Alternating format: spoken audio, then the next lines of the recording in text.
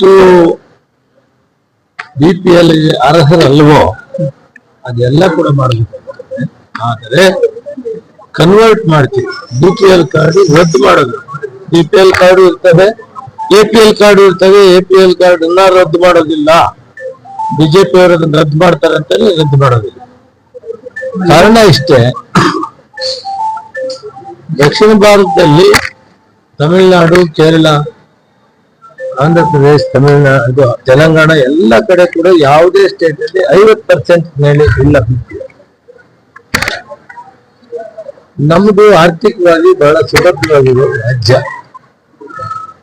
Tax ಕಟ್ಟೋದ್ರಲ್ಲಿ Bharat ದೇಶಕ್ಕೆ ಮಹಾರಾಷ್ಟ್ರ ಬಿಟ್ಟು ಎರಡನೇದು ಕರ್ನಾಟಕ ರಾಜ್ಯ.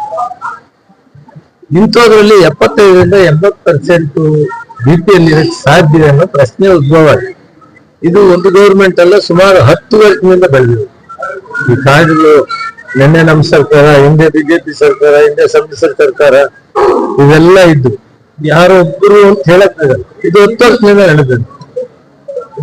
ಯಾವಾಗ ಇದು BPL ಕಾರ್ಡ್ ಜಾಸ್ತಿ ಇದೆ ಅಂತ ಗೊತ್ತಾಯ್ತು,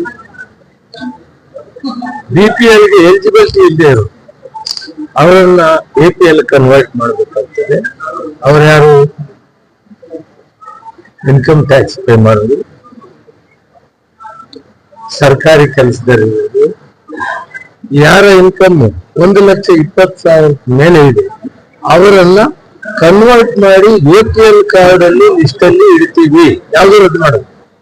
ಈ ಪ್ರಕ್ರಿಯೆ ನಡೀತಾ ಇದೆ. ನಾಳೆ ಡೀಟೇಲ್ ನಾನು ಅಂಕಿಅಂಶಗಳ ಸಮೇತ ಒಂದು ಪ್ರೆಸ್ ಕಾನ್ಫರೆನ್ಸ್ ಮಾಡ್ತೀನಿ ಬೆಂಗಳೂರಲ್ಲಿ.